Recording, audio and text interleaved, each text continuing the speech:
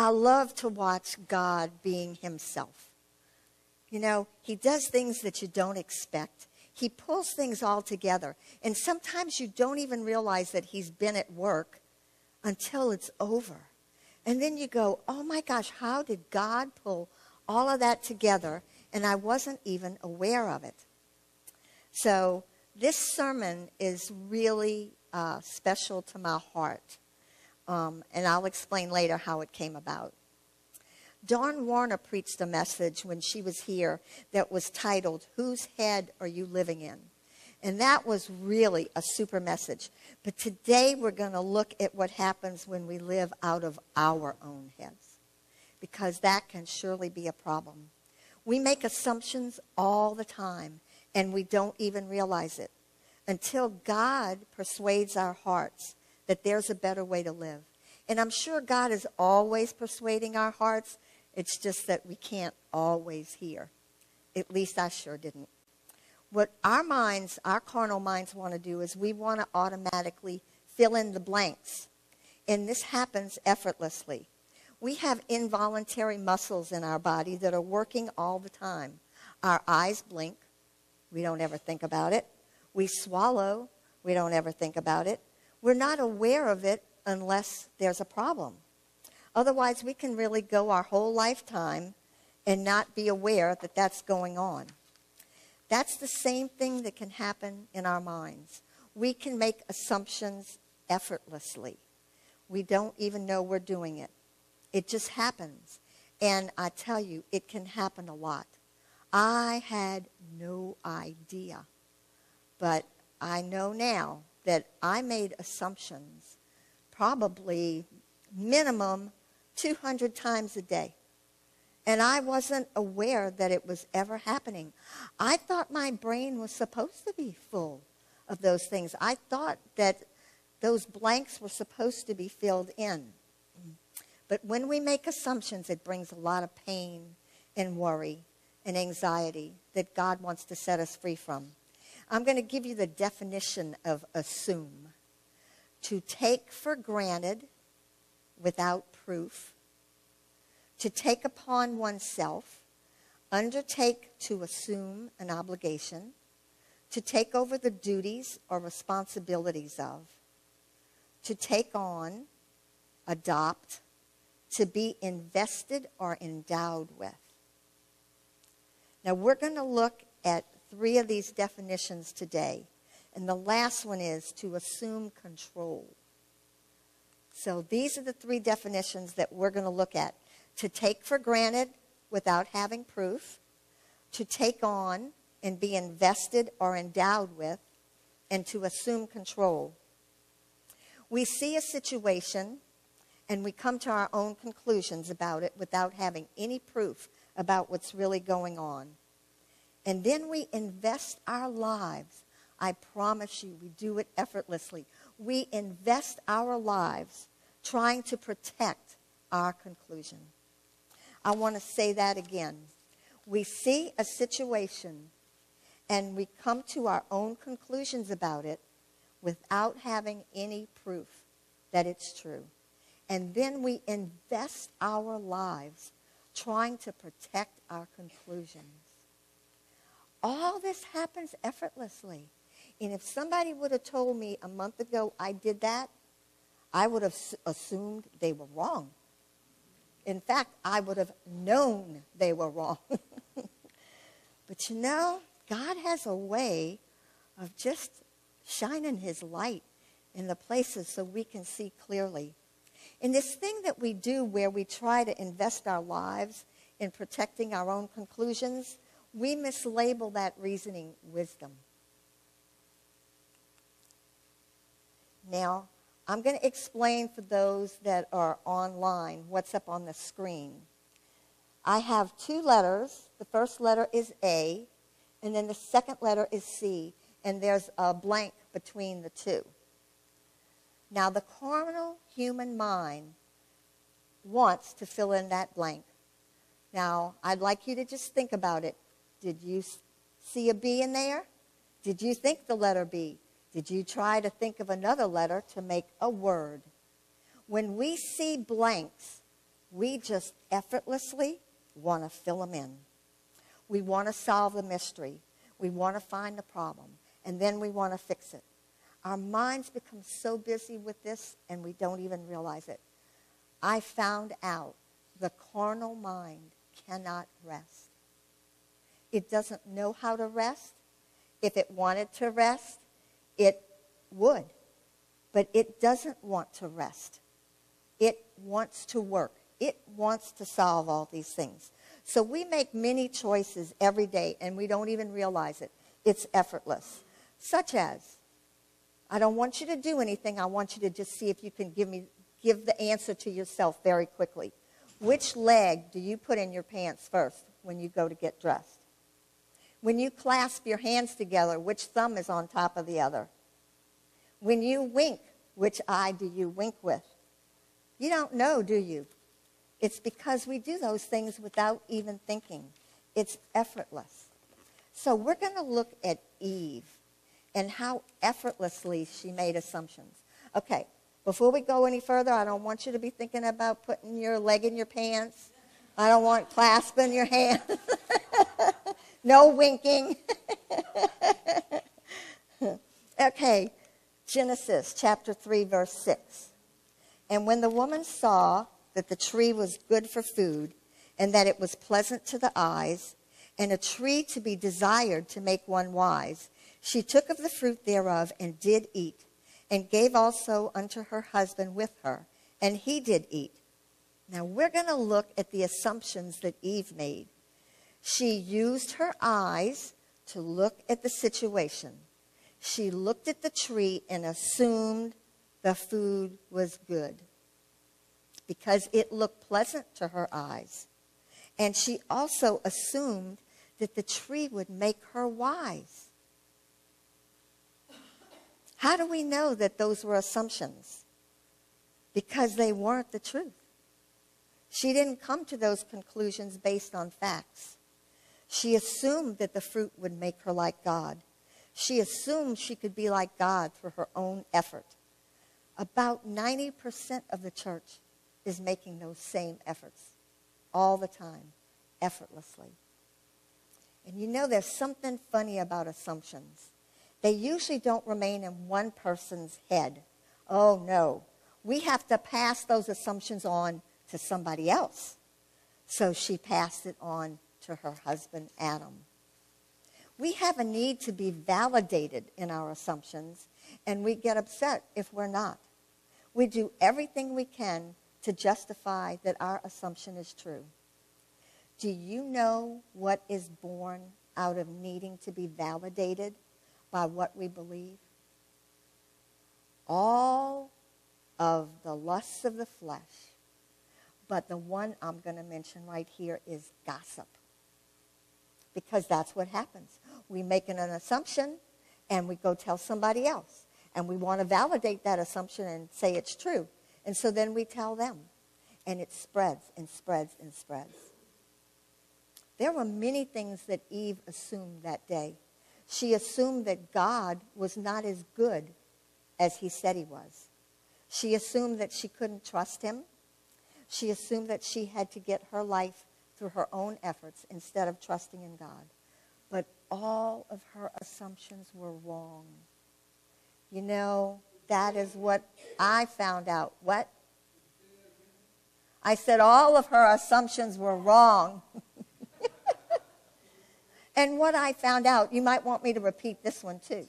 What I found out a few weeks ago is all of my assumptions were wrong. Did you get that on tape? Yeah. All my assumptions were wrong. The assumptions, the things, the situations that I looked at with my carnal eyes and I didn't know what was true.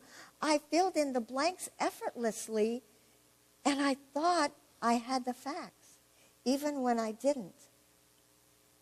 So how did Eve have such an easy time assuming things? How did I have such an easy time assuming things? And how do you have such an easy time assuming things? It's because lies were planted in our hearts. We assume things because of lies that are already in our hearts.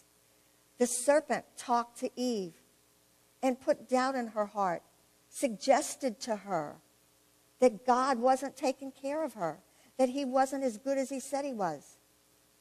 And she looked at that tree and she assumed that the serpent was right. We have the same thing. We have lies planted in our hearts. Lies that we don't know are there many times. But even if you know they're there, you still can't change it. Only God can do that. We assume that we know so much. We make decisions and we live out of the emotions based on what we assume to be true. This is what it looks like. First, the lie is planted in our heart, but we don't know it's a lie. Think about it. If Eve knew what the serpent said to her was a lie, would she have eaten from that tree? Of course not. It's because she believed the lie. Now, these lies could be planted in our hearts when we were children. They could be lies that we aren't even aware are there, and we don't even know how they got there. And then the next thing is, we believe the lie. We do that effortlessly also. There's not a choice. It just happens. Then we begin to assume the things that we see in our present life based on the lies that we already have in our heart. And then we make decisions based on those assumptions. Now, I'm going to put an optical illusion up on the screen. For the people that are online, I'm going to tell you what everybody in church is going to see. It's an optical illusion, and it's a picture of blocks. I know you all aren't seeing it yet. You might see 3 blocks. You might see 4 blocks. You might go back and forth. Some people might see both, especially if you try hard. But your effortless inclination would be to see one or the other. Who's right? Whatever you saw is what's right. That's what we think. Because the second assumption that we make effortlessly is that what we assume is right. Isn't that true? Just think about it for a second. So we assume something about a situation, and then we assume right quickly after that that what we've assumed is right.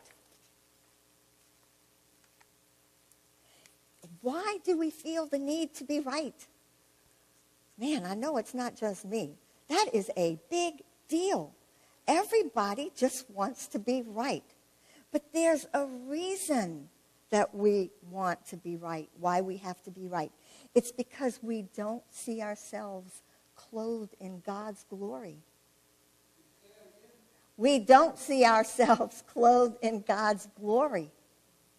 We assume that who we really are and how we're clothed is according to our actions, or maybe what we see in the mirror, or maybe what we don't see in the mirror that we want to see. Because we're not believing the truth about how we're clothed, we need to validate ourselves and justify that we're right so we can believe that we are clothed. But would that be in God's glory? No. It would just be clothed in our own carnal thinking and reasoning. It's so easy to put ourselves on the throne of assumptions, knowing that everything we think is true. Sue Blazek has a bumper sticker on her car. It says, "Don't believe everything you think." Now, there are some words of wisdom. In fact, she's got it all over her house. So she sees it over and over. I think it's on her refrigerator. It's on her microwave. What an awesome message to free us, that we don't have to believe everything that happens to fly through our heads. Then we effortlessly believe that our assumptions help us and that they protect our heart. There's assumption number 3. We effortlessly believe that we can have life by our own self-effort if we'll just hold on to these assumptions. But the truth is, all that assuming puts a burden on us. it brings us a lot of pain and torment because our assumptions are coming from lies in our heart. Lies are not good. Lies do not produce peace and joy and love. Lies produce pain and fear and hurt. So assuming causes a lot of pain in our lives. And that puts burdens on us. So often, our assumptions come from carnal thinking, the serpent's belief system, filled with wrong judgments about many things. There's an old cliche that says, we jump to conclusions. That's just how fast it happens. You can see something, and immediately the thought's in your head. You don't even have to try.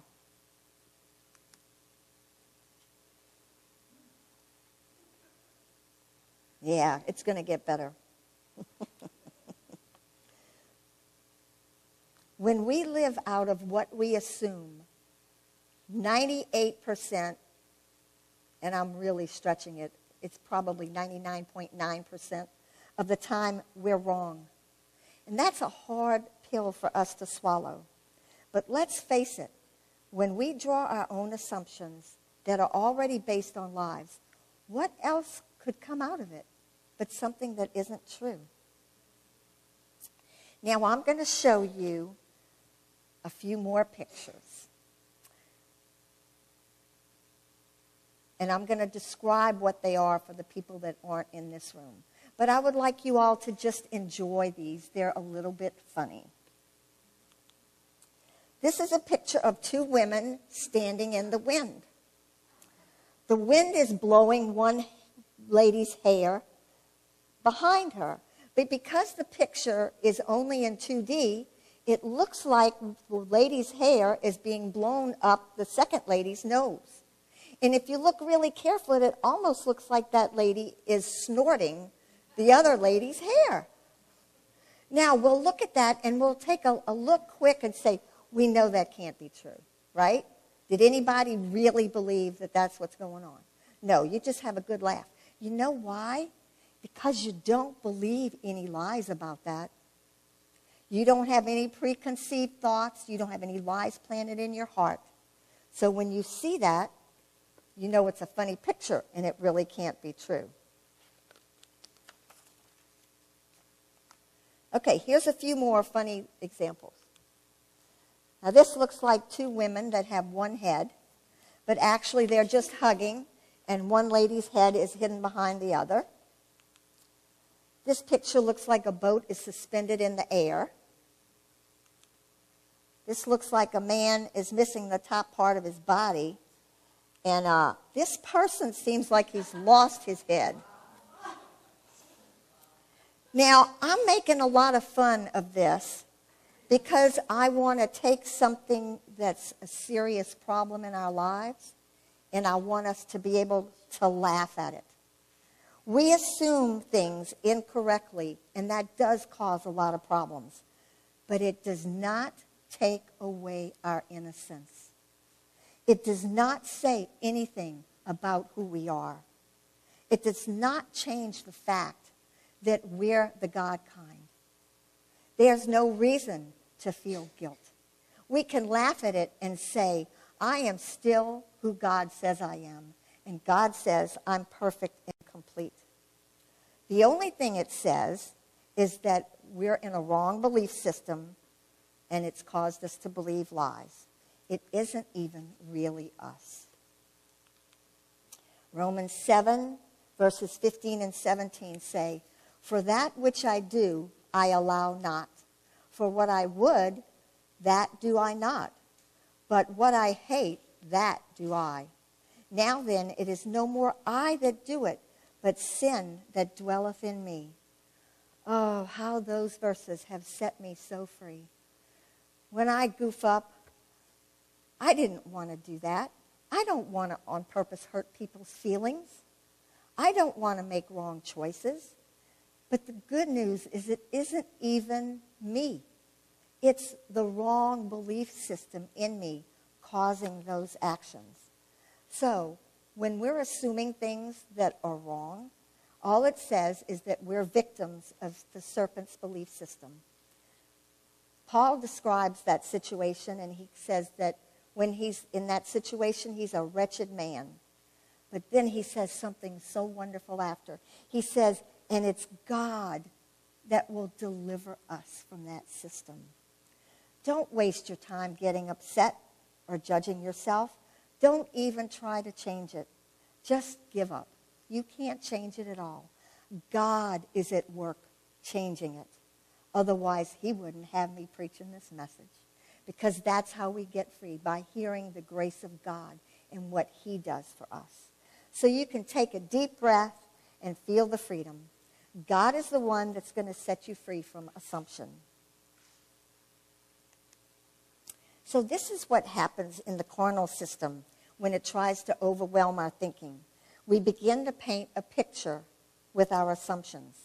We start out with a picture frame, but instead of letting God paint the picture for us, our imaginations, inflamed by the lies that we already have in our heart, paint a picture in our hearts that are full of assumptions. You've all heard of photoshopping, when photographers make changes in the true picture to make it better or embellish it. Well, this is photoshopping in the negative, which was originally created by the serpent's belief system. Before you know it, we've created a whole photo album of these photoshoppings or assumptions. I know because I had cabinets full in my house, in this house. Just like Eve, we'll make decisions based on all these assumptions, and we cause ourselves and sometimes others a lot of misery. So we can assume things or make judgments about lots of things. We have so many choices put before us.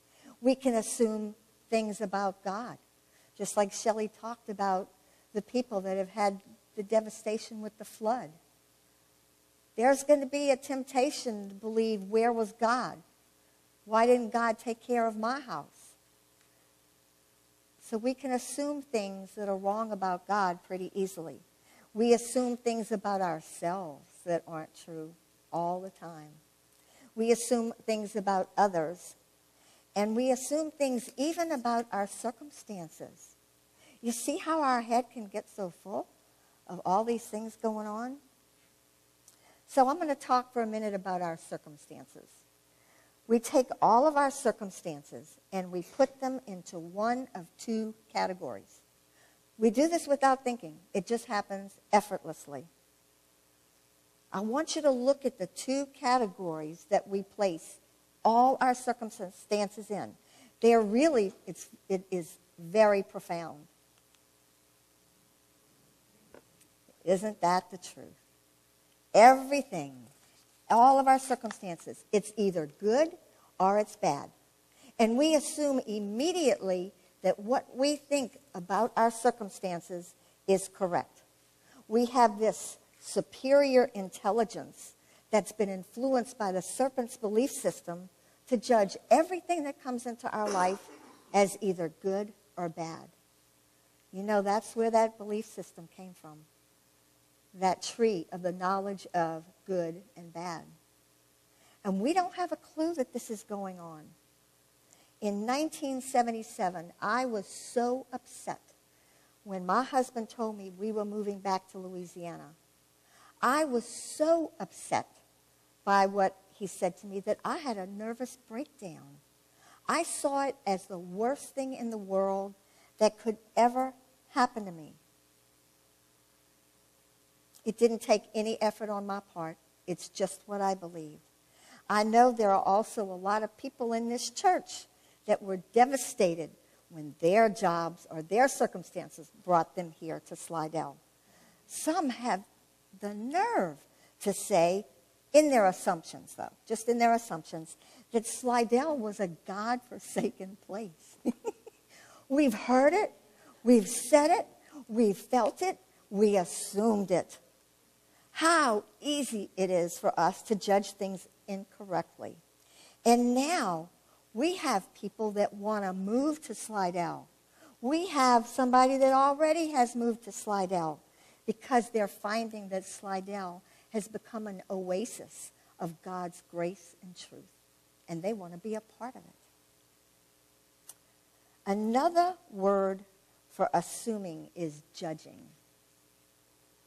We're going to look at what Paul says in 1 Corinthians chapter 4, verses 3 through 4. But with me, it is a very small thing that I should be judged of you, or of man's judgment. Yea, I judge not mine own self. Wow. Now all of those statements are so amazing. Paul doesn't care if people judge him. It's not a big thing. And the actual root word for thing there, a very small thing, is least. It was the least thing. It didn't matter to him. It wasn't even on his radar. It was last on his list. And then, think about it. Paul was Saul. He was a guy that went around killing Christians and throwing them in jail. You think there were some people judging him? Wow, yeah, a lot. They were assuming that Paul still had Saul's heart. But they assumed wrong. And then he says he doesn't even judge himself. Who would like to be set free from that today? You don't ever, ever, ever have to assume anything about yourself again. You can just let God's truth about you be what rises up in your heart. Just let God persuade you that you are perfect and you are complete. You're the God kind. Paul had a pure conscience. It had been purged by Jesus. And then he says in verse 4, for I know nothing of myself, yet am I not hereby justified, but he that judges me is the Lord. Look at that. Paul said he doesn't assume anything about himself. He doesn't think about himself. He doesn't know himself according to the world. And he says his justification comes from only one place, and that's God. He had a revelation from God. It looks like this. 1 John 3:20. If our heart condemns us, God is greater than our heart and knoweth all things. That's a word to let God persuade our hearts with. If you ever find yourself judging yourself for anything, for something you said, something you thought, something you did, something somebody said to you, God says, this is what the truth is, and I'm greater. Thank you, God, for persuading our hearts of that truth. It was God who judged Paul, and he judged Paul by one thing, God's good view and opinion of him. That's how God judges you, with his good view and opinion of you. He says that we're innocent and perfect and pure, lacking nothing. We are just like Jesus, seated at the right hand of God, totally accepted and adored by the Godhead. So, think about it. All these good things that I'm saying about you messing up your assumptions about yourself?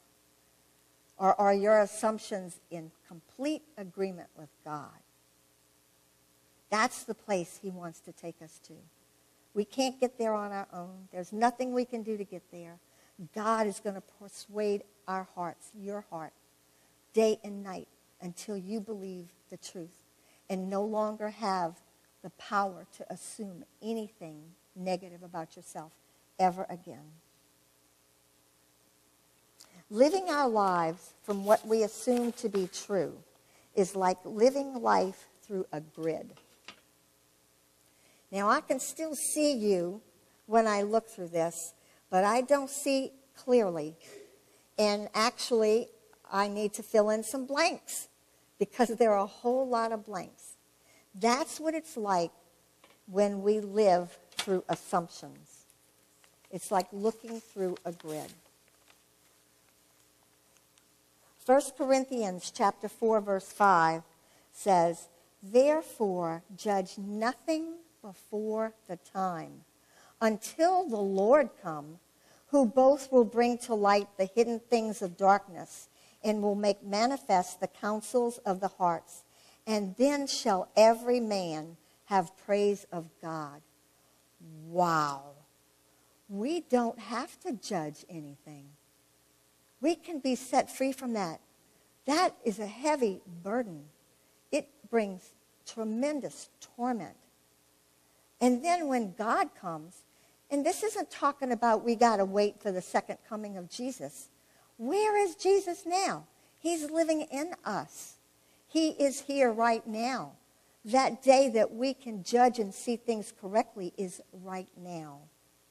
He will bring to light those things that we can't see, so that our hearts will be filled with praise instead of wrong judgments about our circumstances, about God, about ourselves, and about others. And I know I've shared this before, but I'll mention it really quickly. Many years ago, I had left a very important piece of mail. It was a large check on the back bumper of our car. And I was very mad at God because the car wouldn't start. And I mean, I was very mad at God. I went, like Greg had his little fit in the backyard, I had my fit with God that day.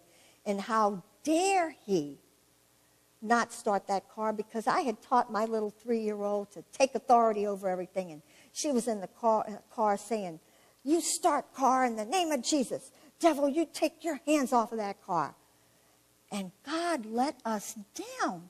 Can you imagine the audacity of him to hurt my little 3-year-old's faith? And boy, I had a mouthful for him, and I told him. And then later that day when my husband called and he said, "Look, there's a really big check coming in the mail and we really need it. When you get the mail, put it on the dresser for me." And I thought, where did I put the mail? Gee, I got the mail. Let's see, I was outside with the kids and then we came in. So I am tearing the house apart. And finally, and I didn't want to go to God. I was so mad at him. And I said, well, I'm going to have to go to God now and ask him where I put that mail. So I go to God and I say, "God, where is the mail?" And God said something like, "Oh, now you want to ask me about something." "Yeah, now I do." And he said, "It's on the back bumper of the car." I made a huge judgment and a huge assumption about God, that he didn't care about us. He didn't care what I was going through. And he was all the while helping me tremendously. We can assume things so easily because we just don't see it all. And we can't see it all unless we have God's perspective. There's a better place for us to live, and it's out of God's reasoning. It's out of what God sees. We don't have to assume things that aren't true. And God will bring the light to every situation, just like he did when he showed me about the mail on the back bumper of the car. Now, I didn't realize it, but my mind and my heart have been full of assumptions. It happened effortlessly. I wasn't aware of it. I didn't realize that my mind and heart were seldom at rest. It seemed normal to me to be working on problems, but I didn't realize that that's what I was doing. So what is the solution to our much assuming? First, I'm going to tell you what is not the solution. You are not the solution. You can't change this any more than I could have. All we can do is to continue to let God persuade our hearts of what the truth is. Let him establish your heart in grace. You are his workmanship.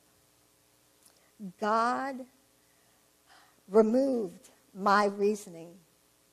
And the reason that I assumed so much, so wrongly, is because I was reasoning from a place of lack instead of from the place of truth. I saw things through my own sin consciousness. I assumed that when I was wrong, it meant something about me. being wrong doesn't take away our innocence. Wow. Being wrong doesn't take away our innocence. It's not a statement about who you are. It doesn't mean that you're inferior. It doesn't mean that you're less than. Those are all just wrong assumptions that have been planted by the wrong belief system. All it means is we're believing a lie. So join the human race. If we assume that being wrong says something about us, it will harden our hearts to letting God set us free from it, and we won't even know that that's happening. Let me say that again. If we assume that being wrong says something negative about us, it'll cause us to harden our hearts to the truth that God is trying to set us free, and we won't even know that we're doing it. It's time to just give up the ghost. Let God take care of it. Take the burden off of yourselves. This sermon was born out of a lot of pain I was experiencing because I was assuming so many things. I didn't know it, but now I realize that assuming was as effortless for me as breathing. I reasoned from lies that were planted in my heart many, many years ago. Those assumptions spread out into every area of my life, but I didn't know it. My brain looked like a bowl of spaghetti. All these assumptions, all these lies, all just intertwined with each other, one affecting the other, getting knotted up in my head. It spilled over. I had trouble sleeping at night because if I could go to sleep easily, I woke up within an hour. And it's because I was working on something, trying, and y'all, I'm not talking about bad things. I wasn't trying to work on a plan to steal money out of the bank. I'm working on things I see as good, how to help this person, how to help that person. What can I do for this one? It all appeared so good, but it brought me so much pain and so much torment. And then there came a huge occurrence. I had assumed that I had hurt somebody's feelings very deeply, that I love very much. I thought that I hurt their feelings many, many years ago. It got bigger and bigger. It began to look like this for me, so that when I saw them or when I was around them, I saw what they said and did through those lies. And I was sure that I had done something to hurt them. I began to feel uncomfortable when I was around them. One assumption turned into many that were all intertwined. Assuming is like a type of reasoning. It's like a science experiment where you have a hypothesis and you're trying to prove that it's true. So you go about gathering the information to prove your reasoning. However, because another assumption that you have that says if you're wrong, you're biased in your information gathering. You see things through the wrong grid. And it just seems like it backs up your original assumption. So there was a huge problem between this person and myself that I loved so much. I thought there was this huge problem, like this big elephant in the room every time I was with him. But I didn't know what it was, and I didn't know how to solve it. But I knew it was there. But I was wrong. I was wrong. There was no problem. I had only assumed it. Now, some of you might say, why didn't you just go to them and ask them? Duh. I'll tell you why. Because I had another assumption that was a lie, and that assumption said that if I asked them, I might hurt their feelings more. So you live by your assumptions, so I wasn't able to go to them and ask them. That was the last thing I wanted to do. Fortunately, God intervened in the situation. And he had been persuading my heart day and night. There wasn't really a problem. But finally, I talked with Greg. And you might say that I'm biased in that area. But I have never known a person that is more committed to the truth than he is. I've never seen anybody jump on a lie like he does. He is a lie's worst enemy. When he sees a lie in a room, he is going to work through whatever he has to work through to get it and to tear it down so that the truth can be planted. And fortunately, he did that for me. And he spoke truth to me. But all he spoke was the gospel. He spoke what he preaches every Sunday and every Bible study. And I can't even explain it because I didn't do it. But suddenly, the lies, the years of lies, the years of assuming things that were lies were true, were gone. They were shattered. Suddenly, I couldn't assume anything. I can't even explain it. It is the strangest thing. I went from assuming everything effortlessly to now I can't assume anything effortlessly. It's like the power of the lies that were in my heart were shattered, and it's affected everything that I think, the way that I reason.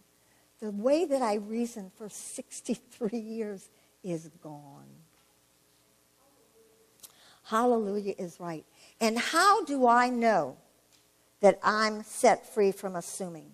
Because I went from total torment and pain to total peace. I can sleep at night. I don't ever wake up worried about anything. You know why? I don't have anything to worry about. God has taken care of it all. I don't have to assume anything. I don't have to work on anything. I don't have to solve anything. I don't have to fix anything. Larry and I, we laugh so much because, opportunities come up where you could assume things. And I'll just say, I can't assume anything. I can't assume anything. It's gone. God just did the work in my heart as I heard the gospel being preached. That was it. I'm at rest. My mind is at rest. I didn't know my mind could be empty, but there's peace there. I'm not saying that it's going to always be like that.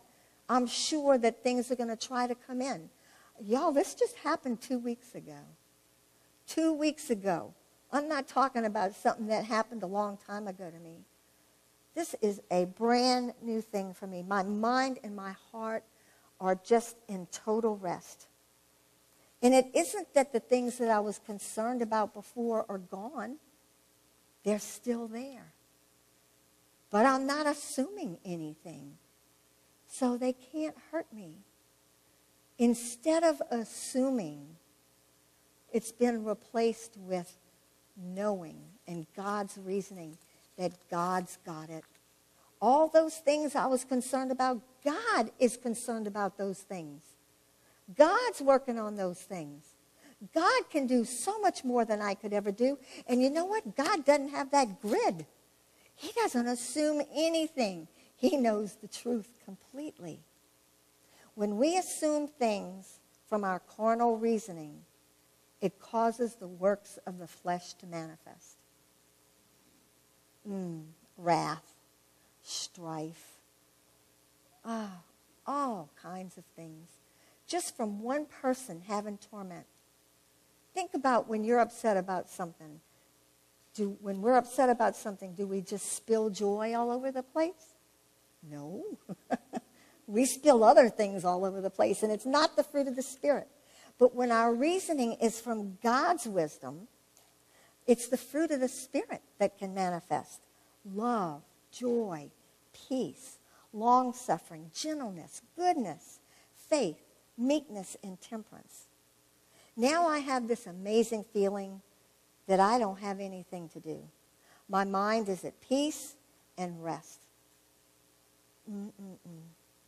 And nothing in this world not my circumstances. Nothing changed but what God did. God changed my reasoning from carnal to his reasoning. He removed all my assumptions. And it appears that he's removed my ability to assume. It is the strangest thing. I can't assume anything about anything, even things that aren't important. Like Larry and I were watching a TV show the other day, and he said something about, I wonder if such and such did it. And I said, I can't assume. It's just not there. My brain it's like it's not wired to assume anything. And it's so wonderful. 1 Corinthians chapter 1, 18 through 19 describes what happens when the gospel is preached. For the preaching of the cross is to them that perish foolishness, but unto us which are saved it is the power of God. I had the power of God hit me, and I didn't even know it. For it is written, I, meaning God, will destroy the wisdom of the wise. You know, I thought I had a lot of wisdom because I had so many assumptions. And my assumption was that those assumptions were right. So that meant I had a lot of wisdom. And God will bring to nothing the understanding of the prudent. We don't understand what's going on. We can judge our circumstances, ourselves, and others, and we are so wrong. Who's going to destroy the wisdom that comes from the serpent's belief system? Who is going to destroy the assumptions in our lives? It's God, not us. And how is he going to do it? 1 Corinthians 1:21. For after that, in the wisdom of God, the world by wisdom knew not God. It pleased God by the foolishness of preaching to save them that believe. That's all we have to do. We don't have to worry about where we're reasoning from. We don't have to try to change how we think. We don't have to do anything but hear the preaching of the pure gospel. The power of God saved me from my own wisdom and assumptions by the preaching of the gospel. All I did was listen to the truth. And I'm going to tell you, at first the truth hurt. It hurts when you realize that you have assumed wrong things about your circumstances, about yourself, and about others. So pain came with that revelation. But God washed all that away also. And he gave me Romans 7 and said it wasn't me that was doing it anyway. It was the wrong belief system. So God prepared my heart so that I could be set free from the way I reasoned about everything. And he did it with making a way so I would feel no guilt about it. Do you hear what I'm saying? 63 years of believing lies that have had a tremendous effect, and I don't have any guilt. It's a non-event. That's what I keep telling my husband. Every time something happens, it's a non-event. It's not important. It doesn't matter. It doesn't matter what I think about it. God's got it. He's taking care of it. He's good, and I don't have to think about it. Man, that is freedom. The ability to assume feels like it's just been cut out of my mind. But what really happened, God just showed me this last week, is what God did was he changed the place that I reasoned from. Now, I didn't know I was reasoning from this place. I had no idea. But I had been reasoning from a place of lack. That is what caused all the wrong assumptions. The belief that I lacked or someone that I love lacked is what effortlessly caused my mind to assume and to work and to try to fix everything and to try to solve everything. I guess I didn't put it in. But Psalm 23:1 says, the Lord is our shepherd. We shall not want. He makes us to lie down in green pastures, and he leads us beside still waters. That word want is to lack, to fail, lessen, decrease, or make lower. We don't have that. We might think we do when we assume incorrectly, but we don't. And I know because I feel no lack in my heart. I know there is none there. God has taken the lie of lack out of my mind and my heart, and he filled me with peace and rest. There's nothing for me to do, nothing to fix, nothing to figure out. You are free. Free from guilt. Free from reasoning without God. Free from all worry and lack. Free from assuming. God is continually persuading your heart of the same truth that he's persuading my heart of. It's not our work, it's not our responsibility, and it's not our burden. You and me, we're all free from self-effort. It's the gospel of grace, the faith of the Son of God, that sets us free. As we allow God to adore us and rest in who he says we are, he will bind our broken hearts. He will free us from the captivity that we don't even know we're captive of. He'll free us from being bound when we don't know we're bound. He will give us comfort when we're mourning. He'll give us beauty for the things that we saw ashes, and the oil of joy in the place of torment and hurt. And he gives us a garment of praise. When we see things clearly like God sees it, and we don't see lack anymore, our hearts and minds are at peace and rest. And what is left is God. There is God that's left. You become so aware of his reasoning that it becomes effortless. And when we can reason as God reasons, there's nothing left there but praise. So, Father, I thank you. I thank you for what you have done that I didn't even know I needed.